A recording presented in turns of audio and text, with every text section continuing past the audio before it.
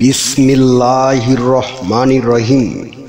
বিশ্ব আধ্যাত্মিক জ্ঞান সঞ্চার দরবার শরীফের প্রতিষ্ঠাতা আমার মুর্শিদ কেবলা গাউসুল আজম শামীম আলী চিশতির দরবার হইতে আমি শাহ আলম আপনাদের সকলকে জানাই আন্তরিক শুভেচ্ছা ও অভিনন্দন।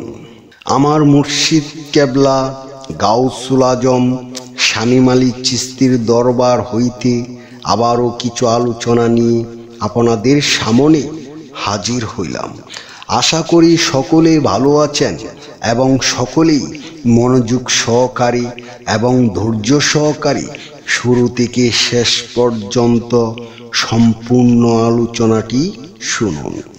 আমি যে আলোচনাটি নিয়ে আপনাদের সামনে হাজির হইলাম সেই আলোচনাটি হলেন শেষ বিচারে শান্তি বা শাস্তি কে ভোগ করবে, রুহুনা নফস।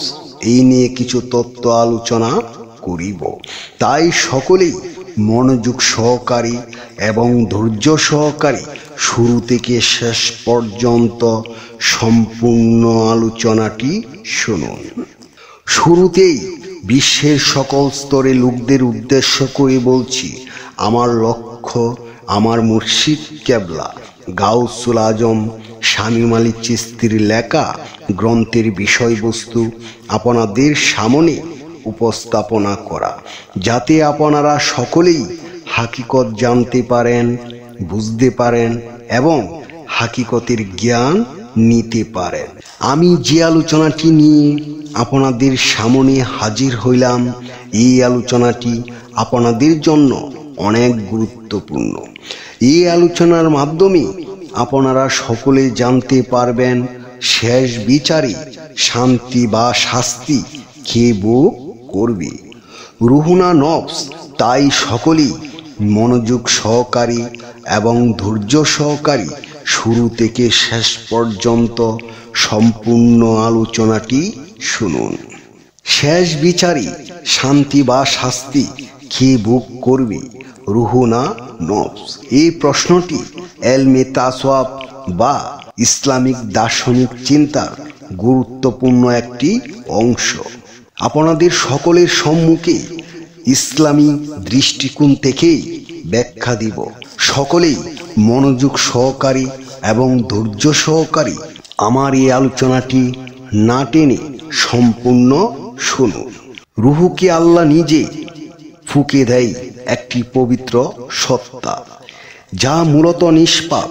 এটি জ্ঞান, নূর এবং আল্লাহর সাথে সম্পর্কের প্রতীক। নফস এটি মানব সত্তার এমন একটি অংশ যার মধ্যে পশুত্ব, লালসা, অহংকার, হিংসা ইত্যাদি থাকে।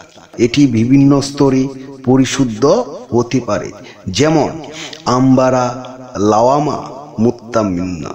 শান্তি বা শাস্তির ভোগ কিয়ামতের দিন মানুষ তার সম্পূর্ণ অস্তিত্ব সহ বিচার পাবে, যাতে রুহু, নফস, দেহ একত্রে থাকবে। নফস যদি সংশোধিত না হয় তবে এটি শাস্তির কারণ হয়, কিন্তু দেহ এবং রুহু উভয়ে শাস্তি বা শান্তি পাবে, কারণ বিচার হবে পুরো ব্যক্তিত্বের উপর, শুধু রুহু বা নফস আলাদাভাবে নয়। শান্তিপূর্ণ আত্মাকে নফসে মুত্তামাইনা বলা হচ্ছে, যা ইঙ্গিত করে দেয় পরিশুদ্ধ নফস শান্তি লাভ করবে। শাস্তি বা শান্তি ভোগ করবে সমগ্র আত্মা সত্তা, যেখানে নফসের অবস্থা শুদ্ধ না অপবিত্র সেই ফল নির্ধারণে ভূমিকা রাখবে। রুহু পবিত্র, তবে নফস যদি অপবিত্র থাকে সেই অপবিত্রতা নিয়ে রুহের অবস্থাও ক্ষতিগ্রস্ত হয়। আর নফস যদি নফসে আম্বারা থেকে পরিশুদ্ধতা অর্জন করে নফসে মুত্তামাইনা স্তরে রূপান্তরিত হয়, তখন সেই নফসে মুতমাইনা রুশুদমুক্ত পবিত্র রুহের কাসিলত লাভ করে থাকে। পবিত্র রুহু তখনই নফসে মুতমাইনার প্রতি সন্তুষ্ট ভাজন হন এবং তাকে জান্নাতে দাখিল হয়ে পরম শান্তি সুখ ভোগের আদেশ প্রদান করে থাকেন। আমি যে আলোচনাটি আপনাদের সামনে করেছি, এই আলোচনাটি আপনাদের কাছে কতটুকু ভালো লেগেছে। যদি ভালো লেগে থাকে তাহলে আমাদের এই চ্যানেলটি সাবস্ক্রাইব করে দিবেন। সামনে ভালো ভালো আলোচনাগুলো পেয়ে যাবেন। এবং আপনারা সামনে কী ধরনের আলোচনা চান আমাদেরকে কমেন্টে জানাবেন। আমরা চেষ্টা করিব আপনাদের পছন্দ মতো আলোচনা নিয়ে আসতে। আমার এই আলোচনাটি করতে যাইয়া কথা ভাষা চন্দে যদি কোনো ভুল হয়ে থাকে সকলেই আমাকে ক্ষমা ও সুন্দর দৃষ্টিতে দেখবেন।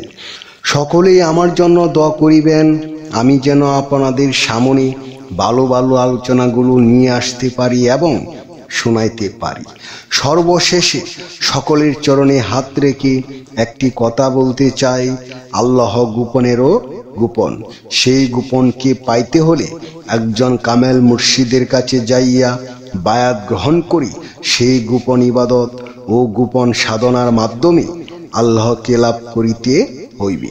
সকলে ভালো থাকবেন, সুস্থ থাকবেন। আল্লাহ হাফিজ।